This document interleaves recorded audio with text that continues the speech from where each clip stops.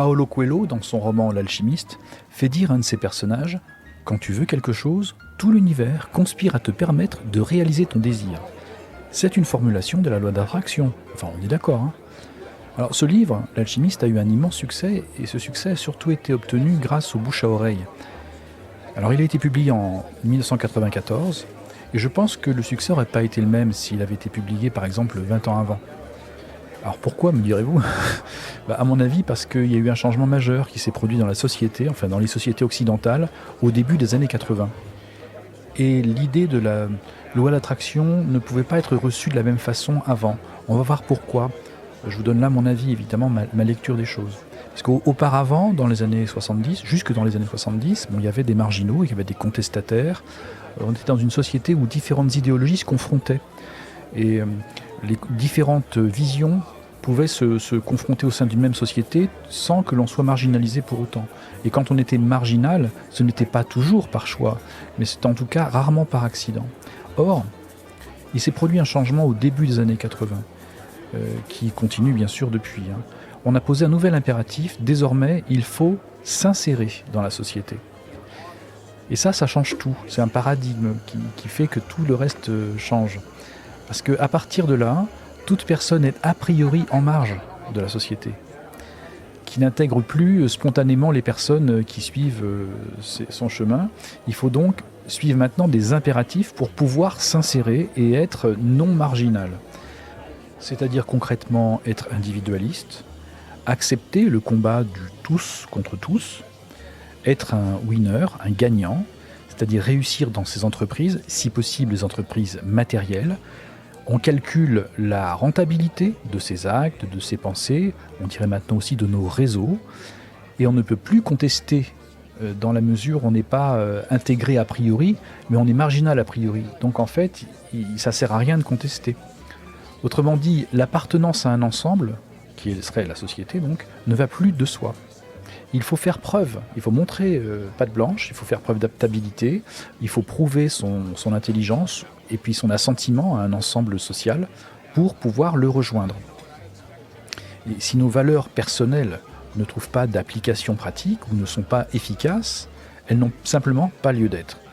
Et nous avons donc à nous résigner à changer de valeur, si c'est le cas, si jamais nos valeurs ne sont pas en conformité avec les impératifs de la société dans laquelle on souhaite, ou on doit plutôt s'insérer. Il faut se soumettre à la guerre du tous contre tous pour réussir, et selon des critères qui semblent très libres apparemment, mais en fait qui offrent très peu de marge de manœuvre. Il faut fournir une image qui communique un message conforme à ce qui est attendu, avec un sourire vendeur, et qui va tourner vers la consommation, et la consommation de l'instantané. En fait, le matérialisme est l'impératif commun. Il ne faut surtout pas montrer de traces de spiritualité ou d'autre chose que cette appétence à ce qui est matériel. Le mot même spirituel n'a pas de sens ou de sens commun. À partir de là, notre relation naturelle avec donc le monde, on va dire, la société occidentale, il ne va pas de soi. D'où l'intérêt que représente la formulation d'un roman comme dans L'Alchimiste, et j'y reviens, quand tu veux quelque chose, tout l'univers conspire à te permettre de réaliser ton désir. Là enfin cette phrase a du sens car le désir intérieur peut exister au sein d'un ensemble, il devient permis et autorisé. Par conséquent, le roman est arrivé à un moment où le public a reconnu des réponses à travers ce qui était raconté, et l'alchimie dont il est question n'a absolument rien de l'alchimie médiévale évidemment, mais les personnes ont reconnu des messages que l'on va pouvoir décrypter qui leur permettaient de trouver des réponses à ce que la société avait laissé en jachère. Donc maintenant je vais reprendre ces besoins réels, on va laisser ce roman de côté, on va plutôt se centrer sur les besoins réels provoqués par ce changement de société, et donc cet impératif d'insertion pour illustrer en quoi la loi d'attraction répond à ces besoins. À commencer par devenir maître de sa vie ou devenir pilote de sa vie.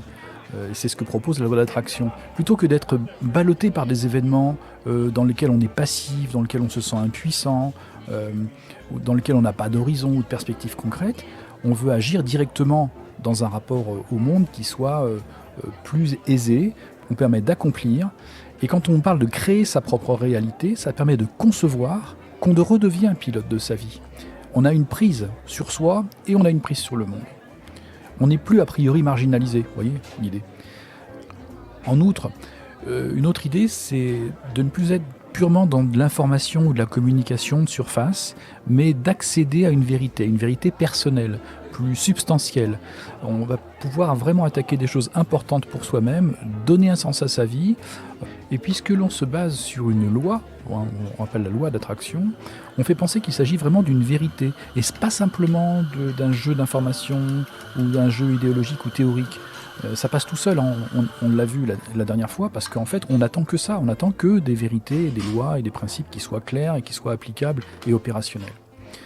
Et on accède, on l'a vu, à une sorte de loi de l'univers, comme on s'était expliqué dans le roman L'Alchimiste, et on a affaire donc à une loi totalement universelle qui concerne chacun, qui qu'il soit, dans un rapport direct entre soi et le monde. Ça parle à la fois de l'univers, ça parle de ses forces, ça parle de notre moi, de notre psyché, et de ces deux mondes, du microcosme et du macrocosme. Ce sont des vocabulaires que l'on entend, et on les relie l'un à l'autre, donc ça correspond vraiment à ce besoin de relier les deux sur des principes qui semblent véritables.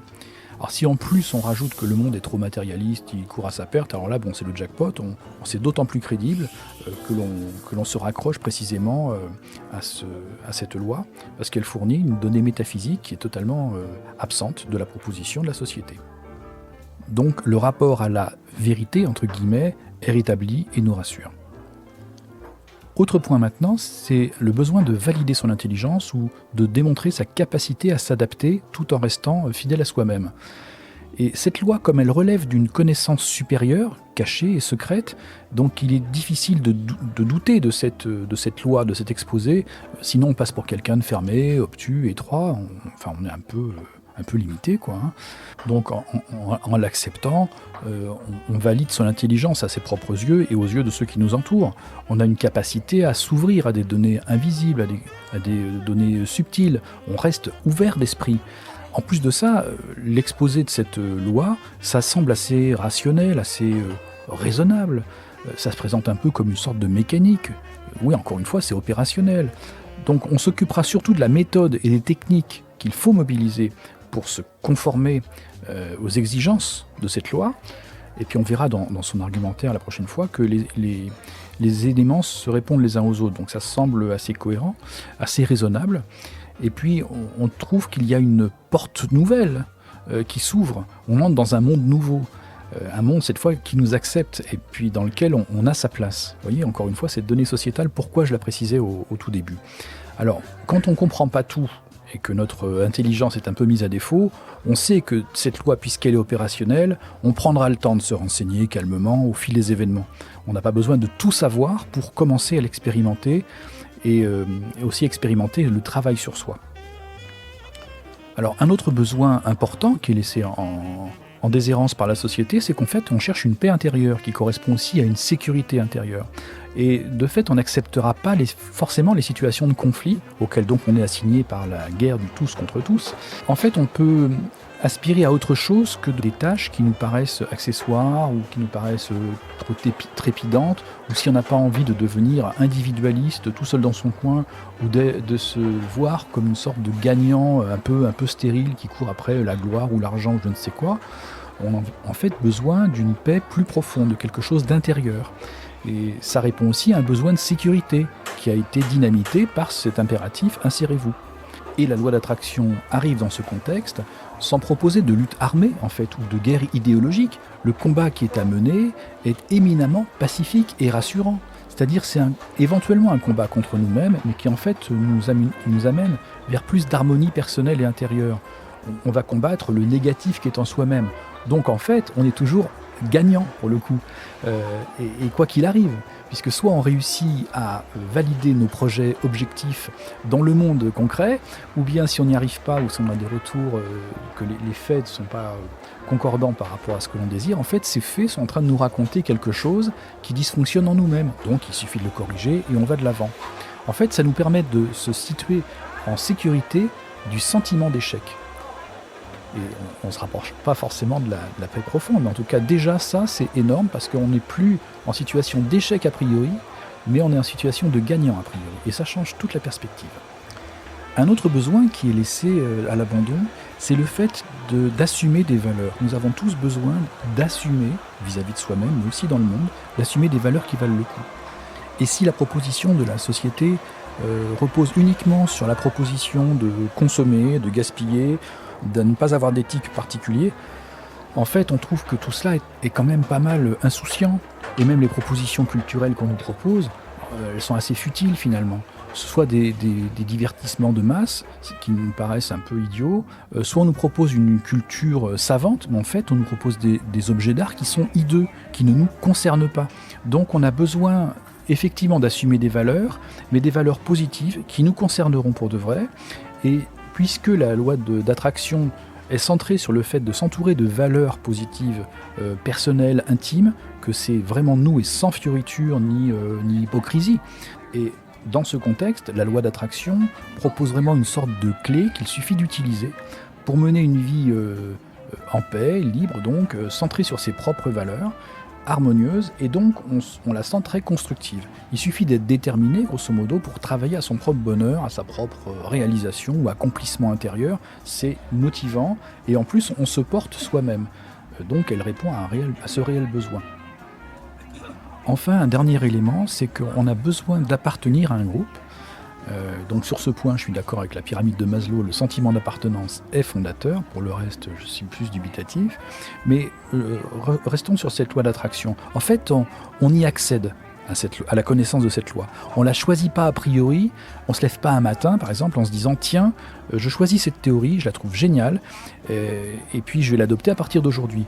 Et on ne peut pas non plus la déduire de par sa propre expérience, puisque justement, comme je le disais, elle est basée sur le fait qu'on rétablit un rapport entre le monde et soi-même.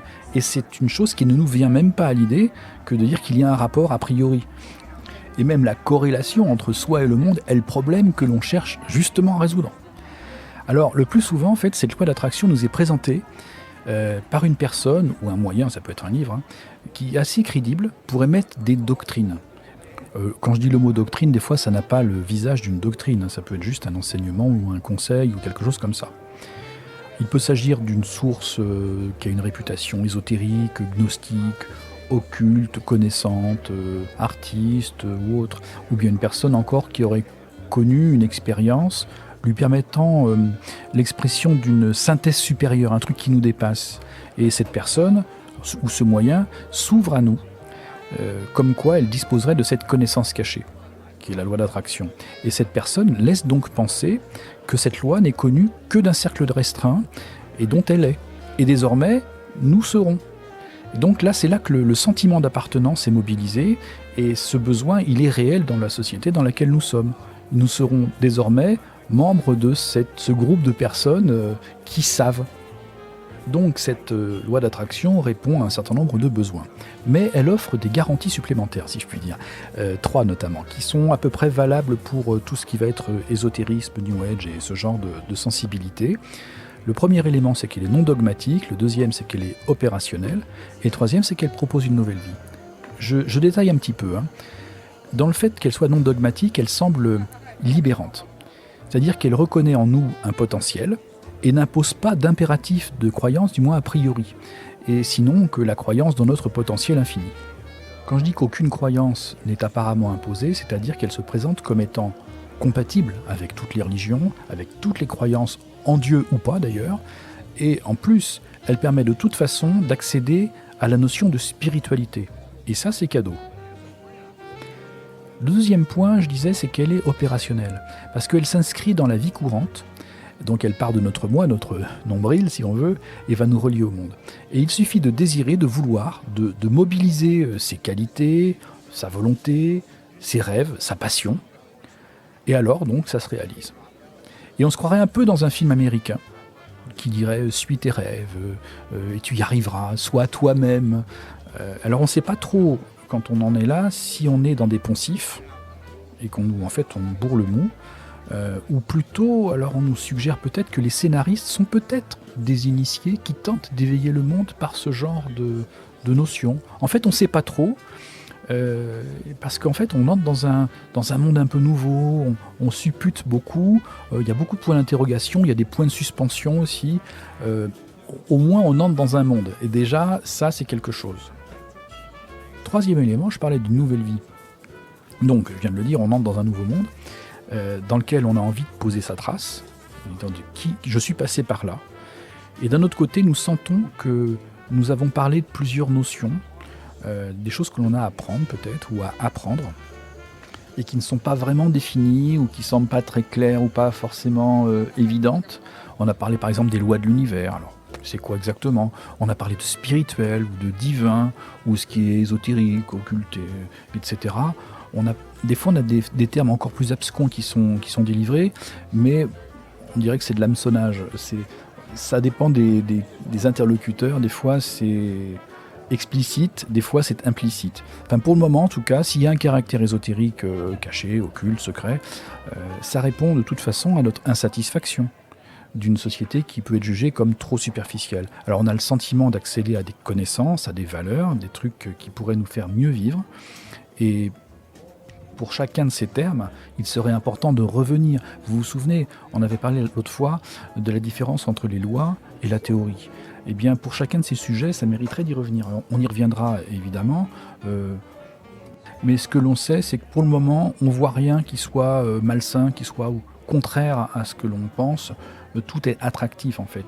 Donc, si je puis résumer maintenant, on va bientôt se quitter, la loi d'attraction s'insère en nous, en réponse du refus de la société à nous insérer en elle, en répondant à des besoins qui, eux, sont légitimes et laissés à l'abandon. Bon. On pourrait dire que ça sert d'un principe d'intégration par substitution. C'est une rustine ici. Mais ce n'est qu'une porte ouverte. Alors on ne sait pas ce qu'il y a derrière, on ne sait pas quels sont les principes sur lesquels repose cette proposition, on ne sait pas non plus les sources, ce n'est pas toujours clair ou clairement dit, on ne sait pas non plus les contraintes ou ce à quoi on s'engage derrière, ou quels sont des dogmes ou des enseignements qui existent. Est-ce que c'est une initiation ou quelque chose dans ce genre-là? On ne sait pas trop. En tout cas, on essaiera d'aborder ça la prochaine fois. On dit même lieu. Allez, salut.